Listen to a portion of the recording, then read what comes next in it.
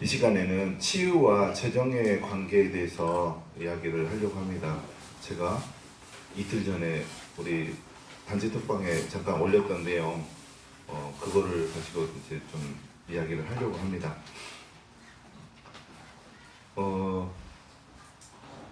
치유와 재정과의 관계가 굉장히 밀접해요. 예전에는 몰랐는데 굉장히 치유와 재정이 채워지는 부분이 굉장히 밀접하게 연관이 되어 있는 것을 알게 됐어요. 예전에는 재정을 위해서는 그냥 단지 기도만 했는데, 하나님 재정 채워 주십시오 라고 그냥 기도만 했는데, 영적으로 이제 경험을 해보니까 치유되는 만큼 재정이 채워지는 것을 알게 됐어요. 이제 그 말씀이 어디에 나오냐면 창세기 말씀에 14장 11절 12절 말씀 보도록 하겠습니다. 창세기 14장 11, 12절.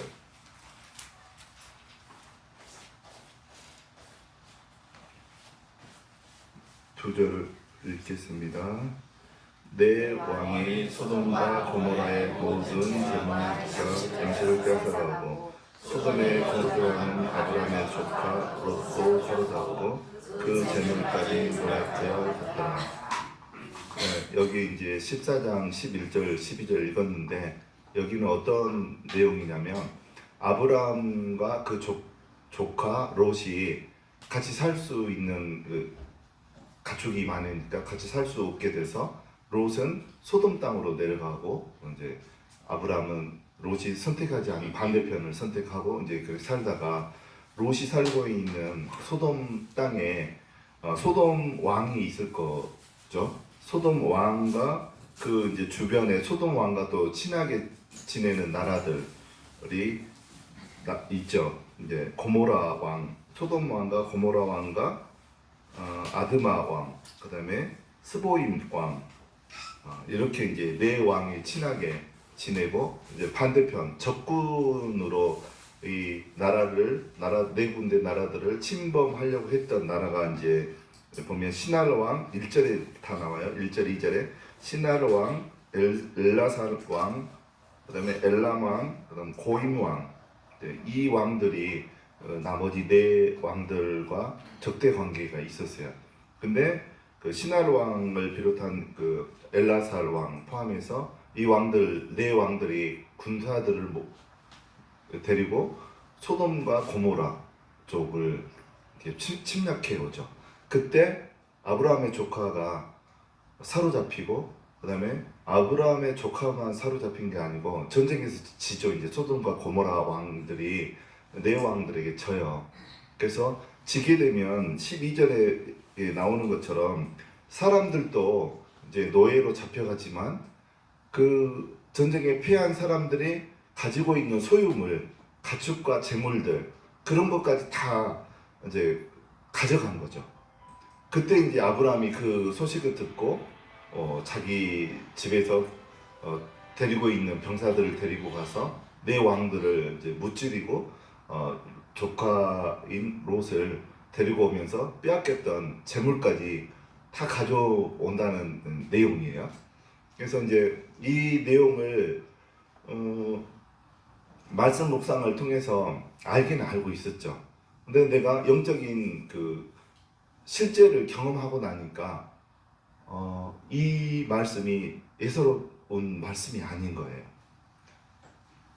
우리가 이제 여기 계신 분들도 재정을 위해서 기도하시는 분들도 있고, 저도 오랫동안 재정을 위해서 기도해온 것도 있고 하는데, 재정을 위해서 그냥 기도 자리에서 기도해도 하나님이 응답을 주시긴 하죠.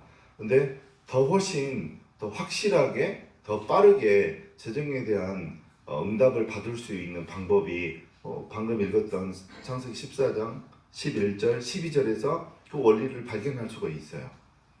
뭐냐면 전쟁에서 이기면 사람과 재물을 탈취해 가잖아요. 얻는 거죠. 전쟁에서 지는 편에서는 어떻게 되는 겁니까? 빼앗기는 거예요. 빼앗기는 거예요. 아무리 기도 열심히 해도 영적으로 내가 악한 영에게 눌려 있고 하나님 나라를 누리지 못하고 이렇게 살고 있으면 그 재정을 향한 기도가 그렇게 큰 위력을 발휘할 수가 없어요. 보통 사람들은요, 이제 신앙생활 하는 분들이 한마디로 말하면 영적 세계를 몰라요. 영적 세계를 저도 그랬기 때문에 그냥 교회에서 주일 되면 11시 예배 드리고 또 뭐 찬양대 활동하고 그 다음에 뭐 봉사하고 대부분 이 정도, 그 다음에 수요 기도회, 금요 기도회, 새벽 기도회 나와서 또 예배 드리고 보통 이 정도로 신앙생활을 해요. 그래서 영적 세계를 몰라요. 성경에 보면 사람 자체도 데살로니가전서 5장 23절에도 영과 혼과 육으로 이루어졌다고 이렇게 나와 있어요. 보통 이제 우리 사람들이 사는 세계는 혼과 육의 세계에서만 살고 있어요. 신앙인들도. 그래서 혼의 세계는 뭐 다른 게 아니고 마음과 생각과 감정의 세계죠. 육의 세계는 우리 몸을 포함한 우리가 보는 현실의 세계. 이 혼과 육의 세계에서만 보통 사람들이 살고 있어요. 신앙인들도. 영의 세계가 성경에 있다는 것은 알고 있지만 그거를 경험한다든가 실제적으로 인식하고 사는 사람들이 별로 없어요. 그래서 실제로는 재정은 영의 세계에서 판가름이 나요. 영에서 묶여 있는 분들은 아무리 그 재정을 향해서 하나님한테 간구를 해도 응답받는 게 좀 느려질 수 있어요. 그 응답받는 기도의 그 속도가. 특별히 여러분들은 모르시겠지만 창세기, 뭐 출애굽기, 레위기, 민수기, 여호수아까지 보면 이스라엘 백성들이 출애굽을 해서 가나안 땅에 들어가잖아요. 그러면 이제 그 여정을 영적으로 살펴보면 출애굽한 사건을 영적으로 보면 어떤 사건하고 우리가 보통 같다라고 이야기를 합니까? 출애굽한 사건을 세상에 살다가 출애굽한 거를 영적으로 보면 어떻게 우리가 보통 이야기하나요? 거듭났다라고 하는 거죠. 출애굽한 거를. 그러면 이제 광야에 접어들잖아요. 광야에서 가나안 땅으로 바로 들어가는 게 아니잖아요. 광야에 40년 걷고 그다음에 요단강을 건너서 이제 가나안 땅에 들어가잖아요. 가나안 땅에 들어가서 사는 삶이 우리 이제 하나님 나라 가기 전까지의 삶인 거죠, 결국은. 그러면 가나안 땅에 이제 이스라엘 백성들이 들어갔을 때 그 땅이 다 준비되어져 있고 사람들이 아무도 없고 다 이렇게 어서 오십시오 그런 땅이었습니까? 여러분들 성경에 보면 어떤 땅이었습니까? 정탐꾼 12명 중에 10명이 뭐라고 그랬어요? 가면은 다 죽는다라고. 강력한 철병거를 탄 민족들도 있고 거인족도 있고 가면 다 죽는다라고. 쉽지 않은 땅이었죠. 가나안 땅을 차지하는 데 있어서. 그게 우리의 어떤 삶인 것 같아요. 우리의 영적인 신앙생활도 꼭 그와 같아요. 그래서 가나안 땅에는 몇 개의 족속들이 있었나요? 7족속이 있었잖아요. 7족속이 그 땅을 차지하고 있었던 거고, 그 다음에 유대인들이 가나안 땅 들어가기 전에 원래부터 살고 있었던 민족들이잖아요. 먼저 터를 잡고 살던 민족들. 유대인들은 나중에 유랑하다가 하나님이 그쪽 땅으로 가라 그래서 인도함을 받고 아브라함이 갔던 민족이 유대인이죠. 그러니까 자기 집이 아닌 거죠. 자기 땅이 아닌 거죠. 남의 땅에 들어와서 쫓아내고 사는 민족이죠, 유대인들이. 그래서 보통의 신앙인들은 혼과 육의 상태에서만 교회에서 배우고 영의 세계가 있다고는 교회에서는 듣긴 하지만 자세히 가르침을 받은 적이 없어요. 저도 마찬가지예요. 저도 이제 서울에 큰 교회, 좋은 교회를 다녔지만 목사님들이 영의 세계에 대해서, 영적인 세계에 대해서 자세히 가르쳐 준 바가 없었어요. 배워본 적이 없어요. 제가 어렸을 때부터 청년 때까지 들어본 적이 없어요. 그래서 영적인 세계를 한 번도 생각해보지 않고 살았는데 창세기 14장 11절 12절 같은 영적인 세계에서 우리가 살고 있더라고요. 우리는 하나님 나라가 임하기 전에는 하나님 나라가 그 심판의 날 때 하늘로부터 내려오는 하나님 나라가 있고, 또 누가복음에 보면 하나님 나라가 어느 때 임한다라고 예수님이 그랬습니까? 성령을 힘입어 귀신을 쫓아내면 하나님 나라가 이미 너희에게 임했다라고 그랬잖아요. 이 땅에 살 때 우리가 만나게 되는, 우리에게 일어나는, 임하는 하나님 나라가 있어요. 나중에 심판의 날 때 우리가 심판 이후에 가는 하나님 나라가 있고, 이 땅 가운데서 우리가 누리는 하나님 나라가 있어요. 그 누가복음 거기에는 성령을 힘입어 귀신을 쫓아내면 이미 하나님 나라가 너희에게 임하였다라고 성경이 그렇게 이야기하잖아요. 여러분들 그걸 경험해 보셨습니까? 성령을 힘입어 우리 속에 있는 악한 영들을 쫓아내면 하나님 나라가 임한다는 거예요. 우리 내면에, 우리에게. 저는 이제 그 과정을 지나가고 있는 거죠. 계속. 왜 지나가고 있냐라고 표현을 하냐면, 가나안 땅에는 7족속이 있는 거예요. 우리 속에는 악한 영들이 분명히 있죠. 사도 바울의 서신 로마서에도 보면 그런 부분들이 많이 되어 있고, 또 이제 창세기부터 보면 그 사울 왕 안에도 악한 것이 힘있게 내려갔다, 임하였다 그런 내용도 나오고, 그다음에 신구약에 보면 그런 내용들이 굉장히 많이 나와요. 그래서 하나님을 믿는 사람들 안에도 악한 영이 들어갈 수 있는 거예요. 예수님이 누가복음 11장에도 보면 8절에도 보면 볼까요? 1절 11장 1절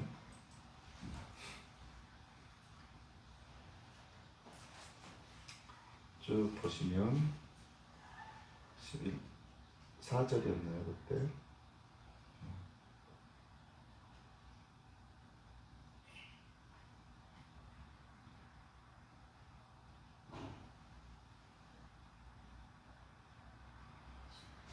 잠깐만요. 제가 노트북이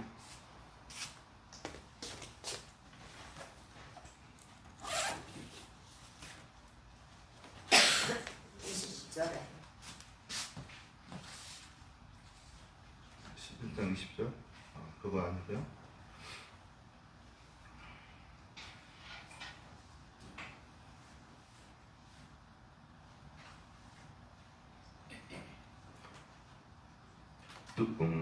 누가복음 11장 14절이에요.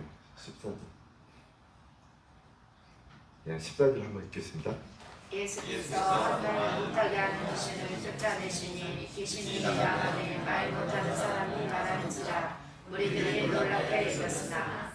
예, 예수님이 지금 한 사람에게, 말 못하는 사람에게 그 치유를 행하는 내용이에요.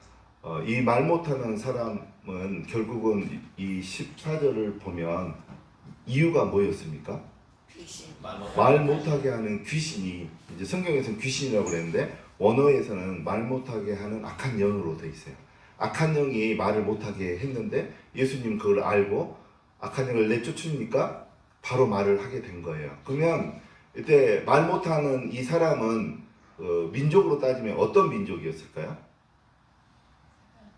유대인이었어요. 유대인.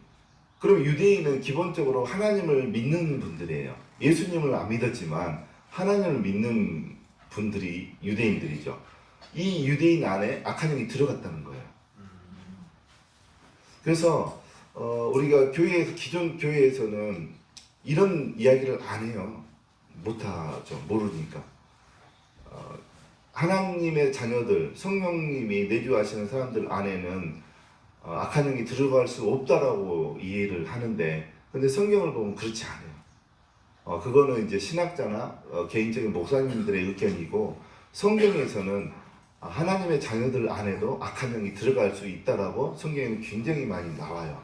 특히 바울의 고백을 보더라도 자기 안에는 생명의 성령의 법과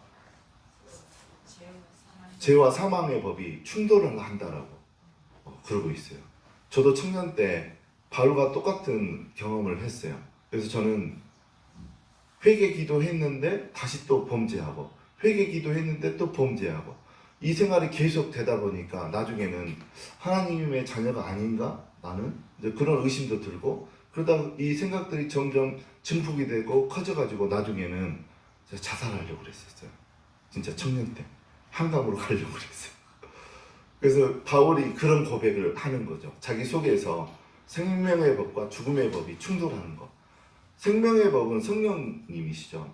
죽음의 법은 사탄이죠. 악한 영. 악한 영이 내 속에서 충돌을 하죠. 하루는 생명의 법을 따라서 잘 살고, 하루는 또 그 사망의 법에 따라서 죄를 짓고 살고, 이제 그런 가운데 바울이 고백한 게 이제 로마서 7장, 8장, 9장의 이제 그 고백들이죠. 저는 이제 그래서 자살하려고 했다가 로마서 8장, 9장 보다가 완전 해방을 받았어요. 말씀을 통해서. 말씀을 보니까 그 어떠한 능력이나 힘이나 권세나 그 어떠한 것도 하나님의 자녀에서 너를 빼앗을 수 없다라는 그 말씀을 읽으면서 제가 혼자 말씀 묵상하다가 공중에 손을 들고 외쳤어요. 이 말씀을 그대로 읽으면서 악한 것들아 받지 떠나라 하면서 혼자 부흥회를 했어요. 말씀 묵상하다가 누가 시킨 것도 아닌데 로마서 말씀을 보다가 굉장한 그 해방을 누렸어요. 말씀을 통해서. 여러분들 말씀을 통해서 능력을 경험하시기 바랍니다. 전 말씀이 아니었으면 자살을 했을 수도 있었어요. 그 로마서 말씀 만나지 못했다라면. 그래서 분명한 것은 하나님의 자녀들 안에 성령님이 있잖아요. 또 없는 사람들도 있어요.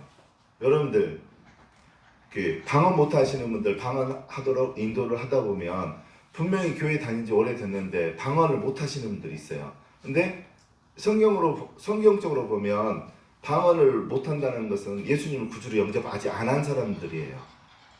예수님을 구주로 영접 안 했을 때 성령님이 안에 있지 않기 때문에 방언의 기도가 안 나오는 거예요. 그래서 그럴 경우, 방언을 못하는 경우는 예수님을 바로 구주로 영접을 시켜야 돼요. 그러면 영접을 하게 되면 바로 또 방언이 나와요. 그러죠? 여러분들 경험을 해보셨나요? 교회를 오래 다녔다고 해서 예수님을 믿는 건 아니에요. 저는 여러 명 봤어요. 교회를 30년 이상 다닌 권사님인데 예수님을 구주로 영접 안 하고 다니셨더라고요. 방언을 못하는 걸 보고 방언 받게 하는 도중에 발견한 거예요. 그래서 영접기도 시키고 나니까 방언을 시작하시는 것, 그런 이제 분들이 많이 있었어요. 제가 보기에는, 제가 경험할 때. 그래서 하나님의 자녀 안에는 성령님이 계시고 분명히 계시죠. 예수님을 구주로 영접한 사람들은.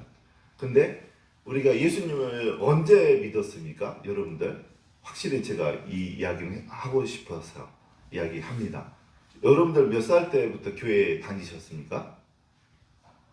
20살이요.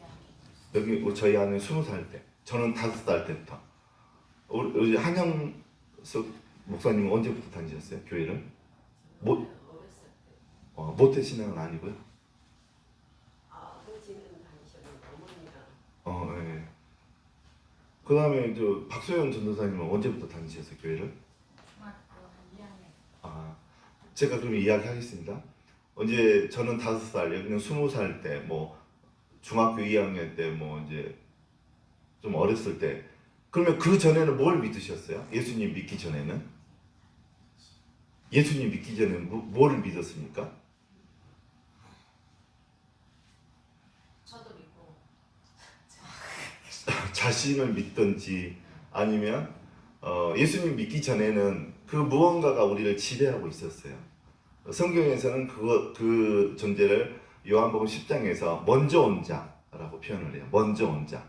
예수님은 우리가 나중에 믿었어요. 예수님을 믿기 전에, 성령님이 들어오기 전에 우리를 지배하고 있는 존재들이 있었어요. 그거가 먼저 온 자고 도둑이라고 그래 성경 요한복음 10장에는. 그 존재들이 영적인 존재들이에요. 그래서 그 존재들은 어떻게 보면 불교의 영, 그 다음에 제사 받아 먹는 영, 무당의 영, 그런 존재가 예수님 믿기 전에 우리를 지배하고 있었던 거예요. 여러분들 그 질병도 유전되는 거 알죠? 당뇨병이 있는 집들은 당뇨가 유전돼요. 제가 청년 때 우리 청년들 중에 그 오빠와 여동생인데 나이가 26살, 23살 그래요. 여동생이 23살, 오빠가 26살인데 당뇨예요. 당뇨에 있어가지고 신장이 다 망가져가지고 신장 투석 일주일에 3번 다녀야 되잖아요. 직장 생활 못해요. 그러니까 겨우 아르바이트 하면서 살아요. 그 젊은 아이들이. 근데 유전이에요. 그게. 그래서 질병이 분명히 유전이 되거든요. 근데 영적인 것도 유전이 돼요. 특별히 저주. 우리 조상이 사람들에게 악한 행동을 했다. 악하게. 우리 조상이 뭐 부자인데 가난한 사람들의 그 어떤 그 생명이나 재산을 마음대로 빼앗아 간 사실이 우리 조상 역사 가운데 있다. 그러면 그 집안은요 단명을 하든지 정신질환이 생기든지 그런 것들이 굉장히 많아요. 심리 상담 예를 보면 그런 게 굉장히 많이 내려와요. 그래서 영적인 것도 유전이 돼요. 그래서 예를 들어서 우리 할머니가 무당이었다. 그러면 그 자녀들은 그냥 삶이 쑥대밭이 되는 거예요. 어떤 사회생활이든 어떤 재정적인 문제든 건강적인 것은 그냥 쑥대밭이 되는 거예요. 그래서 그런 부분들이 많이 영향력을 끼쳐요. 근데 교회에서는 이런 걸 안 가르쳐요. 예수님을 우리가 구주로 영접하기 전에 성령님이 오기 전에 먼저 있었던 존재들이 있어요. 그러면 예수님을 구주로 영접하고 성령님이 우리 안에 내주하시면 자동으로 악한 것이 나가나? 그렇지 않아요. 자동으로 나가지 않아요. 특별히 무속의 영, 무당의 영은요. 모든 종교 중에 제일 먼저 있었던 종교가 무교예요. 무속. 무당. 무당들은 힌두교, 불교, 유교, 천주교, 기독교 있기 전부터 사람들이 있을 때부터 무속은 있었어요. 전 세계의 역사를 보면. 그래서 무속의 영들은 쫓아내면 잘 안 나가요. 뭐라고 하냐면 나 오래전부터 있어서 나 안 나가 그래요. 무속의 영들은. 이거 내 거야 그러는 거예요. 사람을 자기 거라고 생각을 해요. 악한 것들을. 그래서 잘 안 나가요. 근데 예수님의 이름으로 끈질기게 기도하면 나가죠. 그래서 이제 이런 내용을 이제 교회에서 안 가르치죠. 모르는 거죠. 성경을 더 자세히 요한복음 10장에 보면 먼저 온 자가 누군가 계속 질문하면 하나님 알게 해줘요. 그런 이제 제가 최근에 이제 기도하다가 어떤 분을 기도하는데 하나님께서 내가 크게 쓸 종이다 그러시는 거예요. 어떤 목사님을 여기 계신 분이에요. 내가 하나님께서 크게 쓸 종이다 그러시는 거예요. 그에게는 강력한 무기가 있다 그러는 거예요. 그래서 하나님 그게 뭐예요? 저도 좀 주세요 하면서 계속 물어봤어요. 그 목사님한테 있는 그 무기 저도 좀 주세요 하니까 하나님께서 그에게는 애통함이 있다 그러는 거예요. 애통함. 하나님이 애통한 자에게 애통한 자를 쓰셔요. 강력하게 쓰세요. 그래서 저는 근데 애통함하고는 좀 상관이 없는 사람이고 저희 아내가 애통함이 있어요. 저희 이제 예전에 이제 결혼해가지고 신혼 초에 저는 기도하면 좀 씩씩하게 막 큰 소리를 하는데 아내는 기도했다고 하면 막 질질 짜면서 막 울어요. 그래서 아니 왜 우냐고 좋은 기도하면서 왜 우냐고 내가 많이 구박을 했죠. 아니 좋은 그 기도를 하는데 왜 우냐고 막 울어요 막 계속. 그래서 나중에 이제 기도하니까 하나님이 그 저에게 무슨 이야기를 하시냐면 너의 기도는 응답이 늦지 않느냐. 근데 너의 아내 기도의 응답을 봐라. 굉장히 빠르지 않느냐. 그만큼 울고 애통해하고 슬퍼하고 하나님 앞에 울면서 나오는데 하나님이 어떻게 늦게 응답을 할 수 있겠냐고 하면서 아내의 기도의 응답이 빠른 이유는 애통함이 있어서 그런다는 이야기를 했었거든요. 그래서 이제 우리 목사님, 내가 그 목사님에게 큰 무기가 뭐냐고 물어보니까 애통함이라고 하셨어요. 그래서 저는 근데 애통함은 없지만 하나님이 어떤 종을 쓸 때, 크게 쓰실 때 한 두 가지 것은 발견했어요. 저는 애통함, 영혼들을 보면서 애통해야 하는 거, 그 애통함. 기도할 때도 이게 거칠애로 우는 게 아니고 속 깊은 데서 한 영혼을 진짜 생각하면서 애통하면서 하는 그 영적인 자세, 그게 애통함이거든요. 하나님 분명히 크게 쓰세요. 또 한 가지는 뭔지 아세요? 하나님이 어떤 분들 크게 쓰신지 아세요? 끈질긴 사람. 끈질긴 사람. 그러니까 요한복음 10장에 나오는 먼저 온 자가 누군가, 이걸 끈질기게 말씀으로 찾아 나서는 거죠.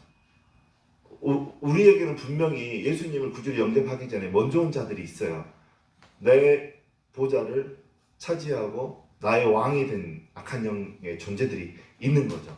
이거 구체적으로 쫓아내지 않았다라면, 특히 무속의 영은 잘 안 나가요. 예수님을 구주로 영접하면 자동으로 악한 영이 나간다. 성경에 그런 말 없어요. 성경에 그런 말 없어요. 쫓아낼 때 나가요. 잘 안 나가요, 무속의 영은. 그래서 여러분들은 뭐 중학생 때 예수님을 구주로 영접했으면 그 전에 여러분을 차지하고 있었던 영들이 있어요. 그것들 쫓아내야 돼요. 그것들 쫓아내야 돼요. 근데 우리가 교회에서 이런 부분들을 너무 배우지를 못했어요. 그러니까 어떤 일이 벌어지냐면, 그 악한 예수님을 구주로 영접하게 되면 성령님이 우리 안에 들어오시잖아요. 그러면 그 바울 사도의 고백, 로마서에 나오는 7장에 나오는 그 죽음의 영과 생명의 영이 이제 속에서 충돌하는 그런 거를 이제 바울은 감지를 한 거죠. 저는 그러다가 자살할 뻔했어요. 그래서 그런 세계가 있고 그런 삶이 우리 가운데 펼쳐지는 거예요. 그래서 이제 다행히, 저는 그래도 다행히 늦게나마 이종수 목사님을 알아서 영적 세계에 대해서 알게 됐고, 악한 것을 쫓아내야 된다는 것을 배우게 된 거죠. 그리고 훈련 받을 때 이제 협력사역자 목사님들 통해서 한 번도 생각해보지 못했던 영들이 쫓겨나가는 그런 경험들을 했습니다. 그래서 최소한 여러분 안에는 쫓아내야 될 영들이 최소 7개 이상이에요. 7개. 가나안 족속이 7족속이었잖아요. 7족속이 있었기 때문에 여러분들 최소한 7가지 영 이상이 여러분 안에 있는 거예요. 어떤 분들은 보면 어떤 영들이 있냐면, 기도할 때 종종 봐요. 어떤 분 이렇게 기도하면, 이번에도 이제 여기에서 기도할 때 통통하게 살찐 토끼가 보이는 거예요. 근데 보리싹을 딱 이렇게 따먹는 거예요. 입으로 이렇게. 굉장히 깨끗하게, 깔끔하게, 하나도 안 남게. 그게 있으면 여러분들 실제로 어떤 일이 벌어지는지 아세요? 그 사람에게? 4가지 밭 이야기 있잖아요. 4가지 밭. 길가에 떨어진 씨, 그 다음에 돌짝밭, 그 다음에 가시 덩굴이 있는 밭, 그 다음에 옥토밭 있잖아요. 거기에서 길가에 씨가 떨어지면 누가 와서 그 씨를 먹어버린다고 성경이 되어 있습니까? 새잖아요. 그 새는 그 씨가 뭐라고 그랬습니까? 그 말씀에? 하나님의 말씀이라고 그랬잖아요. 새가 와서 씨를 먹는다는 것은 하나님 말씀이 뿌리 내려서 자라지 못하도록 말씀을 가져간다는 것을 의미해요. 마찬가지로 토끼는 하나님의 말씀이 싹이 나가지고 이만큼 자랐는데 와서 다 먹어버리는 거예요.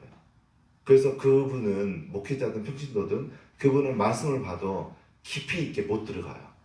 말씀의 능력을 경험하지 못해요.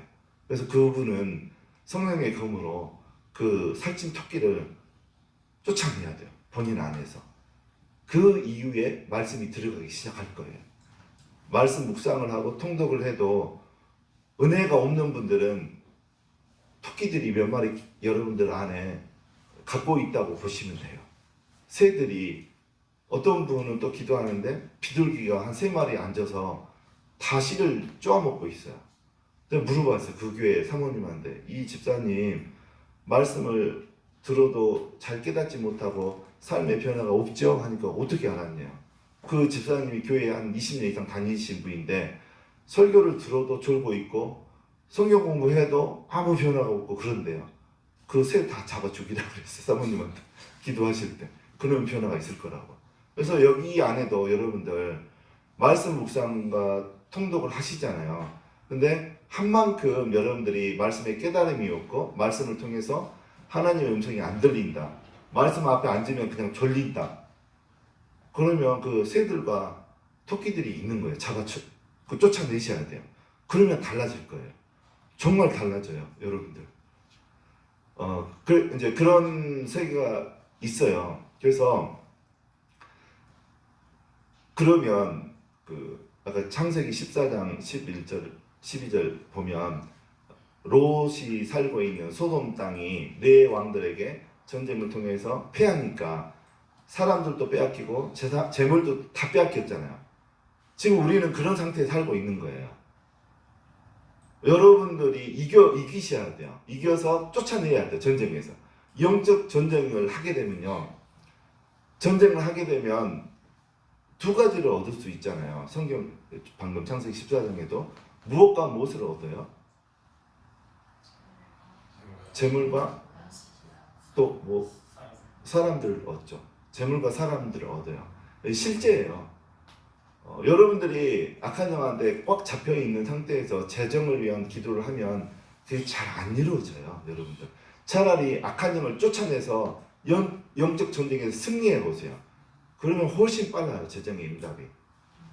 전쟁에서 이기면 사람과 재물을 얻게 되잖아요. 그거를 유식한 말이라고 표준어로 뭐라 그래요? 전리품이라고 하잖아요. 전리품. 표준어로 전리품이라고 해요. 전쟁에서 이기면 얻는 물건들 전리품. 그 전리품 중에 하나가 사람과 뭐라고 그랬어요? 재물이에요, 재물. 그래서 여러분들은 먼저 남의 남 안에 있는 영도 쫓아주면 좋은데 일단은 여러분 안에 있는 영도를 쫓아내세요. 그러면 쫓아내는 만큼 재물이 여러분 안에 오게 돼 있어요. 따로 재물을 향해서 기도 안 해도 재정이 오게 돼 있어요. 진짜예요, 그거는. 그리고 될 수 있으면 하나님의 능력, 성령의 능력을 받고 난 다음에 이게 동시적인 사건이기도 하지만 성령의 능력이 임할 때 악한 영이 쫓겨나갔죠. 그래서 분명한 건 성령의 능력을 받은 상태에서 여러분 안에 악한 영들을 최소 7개 이상의 영들을 이렇게 쫓아내고 그럴 때 분명히 재물이 와요. 오고 또 여러분들이 좀 여력이 있으면 교회마다 협력사역자 목사님들이 이제 성회를 하거든요. 보통 목요일날 하는 교회도 있고 월요일, 화요일날 하는 교회도 있고 뭐 저희처럼 토요일날 하는 교회도 있고 그래요. 그러면 그런 데 가서 협력사역을 하시기 바랍니다. 내가 난처한 주문을 하는 게 아니고 여러분들이 복을 받으려면 하셔야 돼요. 왜 그러냐면 분명한 것은 전쟁에서 이기면 전쟁에서 이긴 자에게 전리품이 가게 돼 있어요. 내가 어디 교회에 가서 그 성회에 와 있는 내가 모르는 어떤 분을 위해서 영적 전쟁에 기도를 해서 악한 걸 쫓아주잖아요. 쫓아서 악한 것이 나가면 쫓아내준 사람에게 전리품이 남는다는 거예요. 저는 그걸 많이 경험해요. 그래서 요즘에는요, 재물을 위해서, 재정을 위해서 기도 많이 안 했는데 막 풍성해지기 시작했어요. 풍성해지기 시작했어요. 제가 기쁨의 교회에 갈 때요, 최악이었어요. 왜 최악이었냐면 저희 큰딸이 지금 미국에서 이제 항공 조종학과 공부를 하고 있어요. 유학을 하고 있는데 비용이 너무 많이 들어가는 거예요. 비행기 타려면 들어가는 뭐 보험료도 따로 내야 되고 유류비도 내야 되고 교관 수고비도 내야 되고 뭐 들어가는 게 많고 또 수업료 자체가 비싸요. 그래서 1년에 웬만한 분들의 연봉을 훨씬 상회하는 돈을 1년마다 이렇게 보냈어야 돼요. 근데 제가 무슨 돈이 있어요. 그래서 제가 불과 몇 년 전만 해도 3년 8개월을 저녁에 물류센터에 가서 상하차도 하고 그 다음에 그 물류센터에서 저녁마다 일을 했었어요. 3년 8개월을. 그래서 여러분들 물류센터에서 일해 봐야지 인생의 맛을 알아요. 쓴맛을 알아요. 상하차 하면 컨테이너 차 제일 큰 거 둘이 한 조가 돼서 둘이 내리거나 올리거나 그러거든요.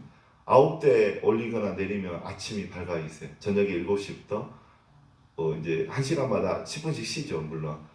그렇게 9대를 내리면 아침 9시예요. 잠 못 자고 이렇게 밤새 하고, 또 다른 물류센터에서는 또 이렇게 20kg짜리 쌀이 어떨 때는 100가마니씩 나와요. 그것만 나오는 게 아니고 무 제일 큰 거 20kg짜리 고개 또 수도 없이 쭉 밀려 내려오고, 근데 저녁 내는 이제 그런 일을 하는 거죠. 그런데도 재정이 이렇게 풀리지를 않았고 굉장히 힘들었어요. 그래서 이제 이종선 목사님 그 집회 성에 갈 때도 이제 아내랑 둘이 가야 되니까 15만 원씩 내야 되잖아요. 그리고 30만 원씩 내야 되는데 돈이 진짜 하나도 없었어요. 그래서 처음에는 어떻게 해서 갔는데 2번 이상 참석하면 식사 봉사를 하면 무료라고 그래가지고 그거를 1년 넘게 둘이서 했어요. 그래서 하면서 또 식사 봉사를 하니까 따로 그분들은 2층에서 기도를 해줬어요. 한번. 근데 그때 기도를 좀 길게 해주거든요.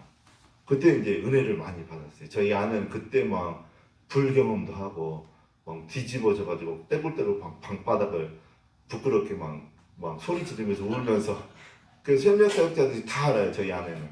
저는 옆에 없었으니까 저는 모르지만 막 울면서 난리를 쳤으니까 그런 은혜도 있었고, 그래서 식사봉사 하는 사람은 기도를 더 많이 해줘요. 2층에서 따로 불러서 오랫동안. 밑에서는 1분도 안 해주잖아요. 휙 기도해주고 지나가잖아요. 저희 교회에서는 엄청 많이 해주는 거예요. 어떤 분은 10분씩 해주잖아요. 10분 이상도 해주고. 그런데 그 식사봉사자는 따로 위에서 뭐 20분, 30분도 해주고 그래요. 한 명 협력사역자가. 네. 지금은 안 해요. 네. 우리 때는 했어요. 우리 때는 했어요. 그래서 이제 그런 걸 통해서 이제 성회를 계속 참석했었는데 보니까 제가 한 3번째 성회에 참석할 때부터 2번째까지는 아무 반응이 없었어요. 그래서 반응 없는 사람들은 실망할 필요가 없어요. 때가 되면 하나님이 반응을 나타내시고, 반응을 해야지만 악한 영이 나가는 게 아니고 많이 우는 사람도 나가는 거예요. 눈물로. 그래서 혼동하지 마시기 바랍니다. 우는 사람도 눈물로 나가는 거고, 또 앉아있다가 이제 소리 막 밑에서 막 뽕 소리 나면서 그런 분들 있잖아요. 성회 때 방귀로도 나가요, 여러분들. 하품으로도 나가고. 꼭 이렇게 욱 올라온다고 해서만 그것만 해서 나간다고 생각하시면 안 되고. 근데 이제 저는 이제 그래도 하나님께서 은혜를 주셔가지고 3번째 성에 참석할 때부터 협력사역자 목사님들이 손을 얹을 때마다 그 어떤 목사님이나 사모님들이 이렇게 기도해 줄 때마다 예외 없이 목사님, 협력사역자 영성하고 상관없이 어떤 분이 올려도 밑에서부터 우악 올라왔어요. 우악 올라오고. 그래서 진짜 어떨 때는 구토가 나오기도 하고, 그거를 3번째 성회에서부터 10번째 성회에 참석할 때 기도 받을 때마다 그랬어요. 그러니까는 엄청 나온 거죠. 저는 뭐가 나간지도 모르고 계속 했죠. 그리고 나니까 영적 전쟁에서 승리한 거잖아요. 악한 것들이 쫓겨난 거잖아요. 쫓겨나면 그것들이 재물을 갖고 갈 시간이 없어요. 악한 것들이. 재물은 다 남겨놓고 가요. 급하게 도망가니까. 성경에도 그런 애가 많아요. 문둥병자들이 진중에 갔더니만 다 먹을 거 막 있고 그러잖아요. 그거 갖고 챙기고 갈 시간이 없는 거야, 약한 것들은. 빨리 쫓겨나니까. 그래서 그렇게 영적 전쟁에서 이제 승리하고 악한 것들이 쫓겨나니까 재정의 복들이 이제 오기 시작했어요. 그래서 이제 제가 이틀 전에 올린 내용에도 있죠. 저희가 형편이 안 됐어요. 그때도 돈이 없었어요. 돈이 없었는데 기쁨에게 한평원금 할 만한 형편이 안 되는 거예요, 저희가. 근데 하나님께서 저에게 뭐라 그랬냐면요. 여기 이제 말씀에 보면 갈라디아서 6장 7절.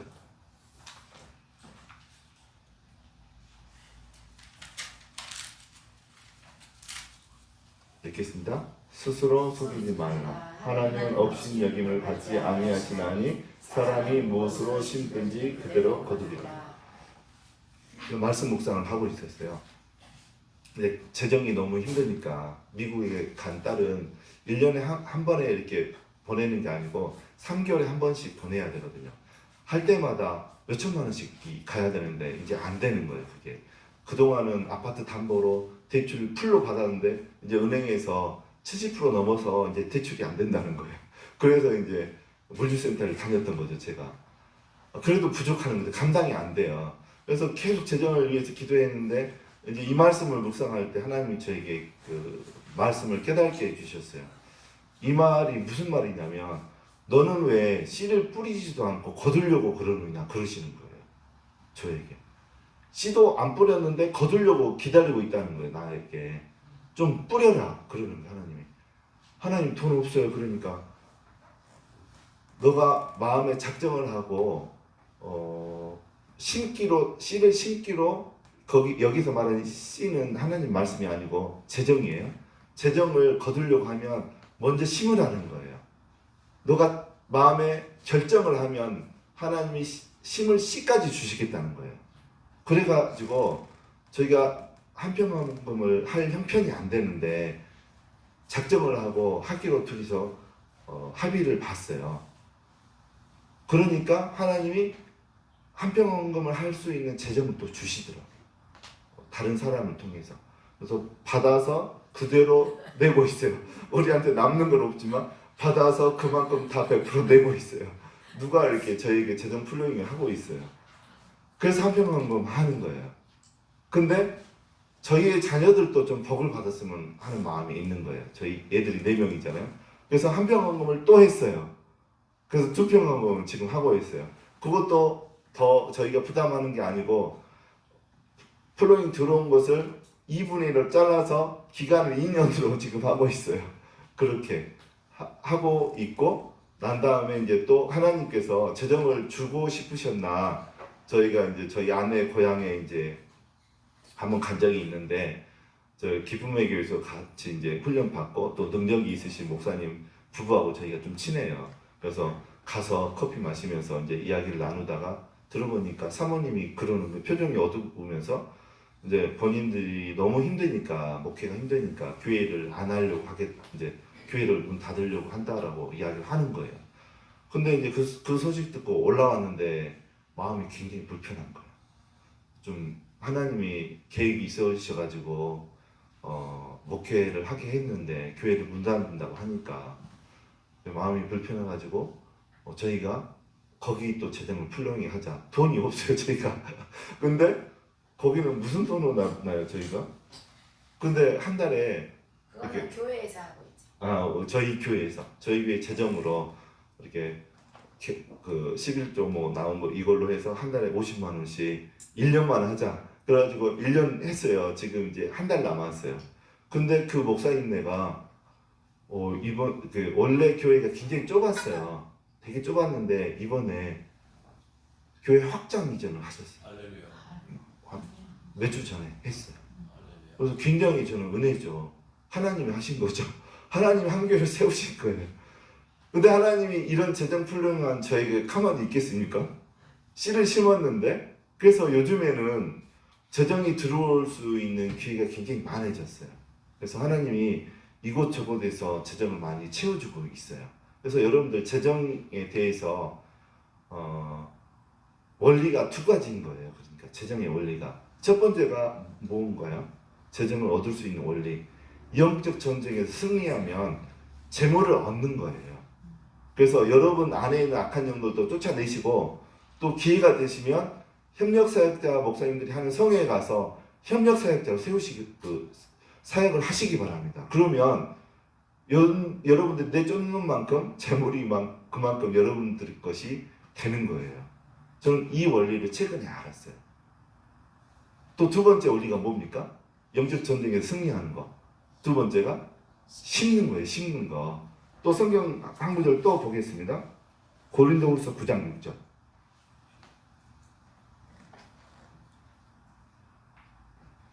읽겠습니다. 이것이 곧 적게 심는 자는 적게 거두고 많이 심는 자는 많이 거둔다는 많이 말이다. 자연의 법칙이고 세상의 법칙이에요. 근데 이 원칙이 영적 세계에도 그대로 적용이 돼요. 그대로 적용이 돼요. 많이 씨를 뿌리는 사람들은 많이 거둬요. 제가 이번에 한 며칠 전부터 한 2주 전부터 계속 교회 주변에 꽃씨를 엄청 뿌려놨어요. 그래서 한 달 정도만 지나면 여기저기에서 여러분들이 한 번도 못 봐본 꽃들이 굉장히 많이 나올 거예요. 많이 뿌린 만큼 나오는 거예요. 무지막지하게 뿌려놨어요 지금. 저 돌 사이에도 해놓고 저 언덕에도 해놨고 여기 앞에도 해놨고 화분 안에도 해놨고 또 들어오는 입구 쪽에 양쪽에 다 뿌려놨어요. 그래서 뿌린 만큼 거두는 거예요. 근데 여유 있을 때 하는 것은 그것도 좋지만 내가 여유가 되지 않더라도 심으셔야 돼요. 하나님이 여러분들이 결정을 하게 되면 그 뿌릴 수 있는 재정도 주셔요. 그러니까 중요한 거는 내가 결정하느냐 안 하느냐예요. 뿌리지 않으면 분명한 것은 거둘 수 있는 게 없는 거예요. 영적인 것도 그렇고 재정도 마찬가지예요. 그래서 여러분들에게 이 말을 하고 싶었어요. 그래서 결국은 이제 영적으로 내가 전쟁에서 승리하면 이제 재물이 오는데 그것을 이제 치유라고 그래요. 치유. 영적인 치유. 악한 것들을 내쫓는 것도 영적인 치유인 거예요. 그래서 재정과 치유는 밀접한 관계가 되어 있고 또 여러분들 지난 주일날 제가 교회에서 이제 설교한 내용인데 치유와 치료의 차이점을 아십니까? 치료와 치유의 차이점. 치료가 뭡니까?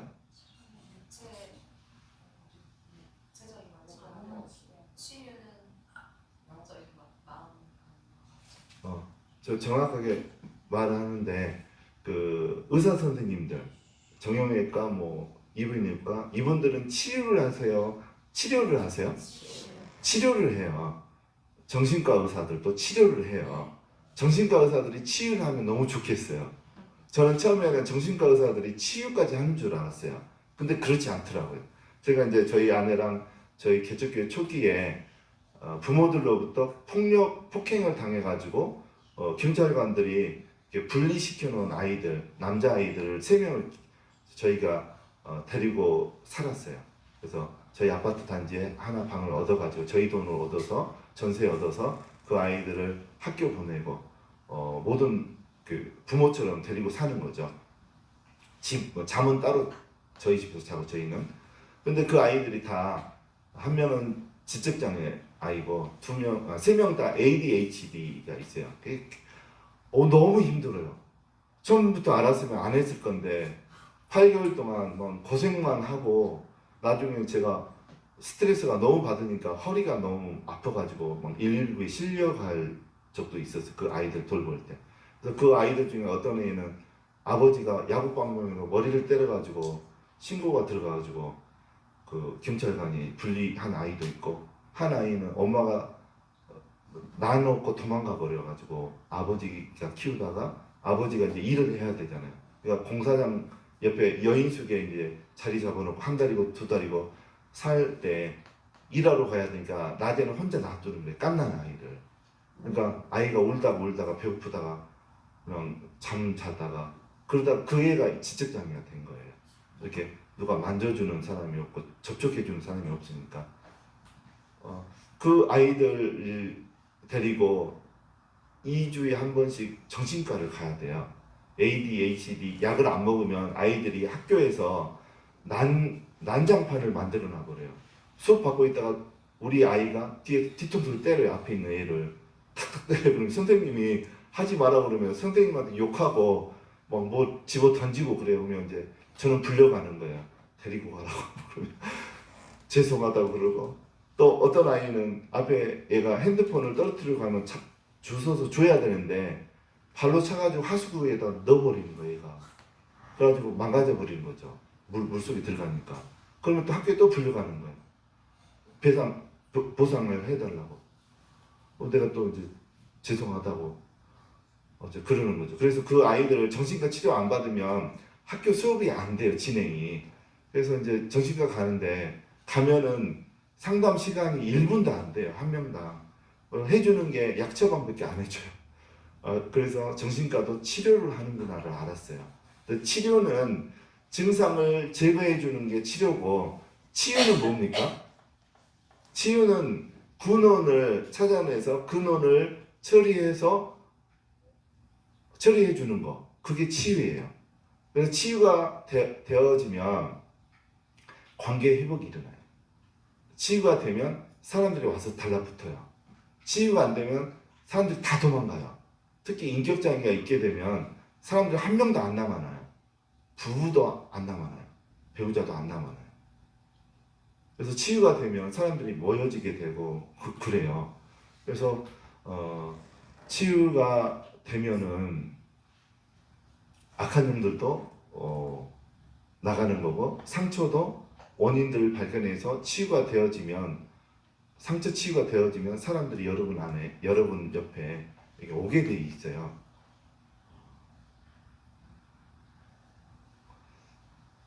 제가 그래서 치유가 될 때 재정하고 비례해서 재정에 어떤 응답이 있어요, 여러분들.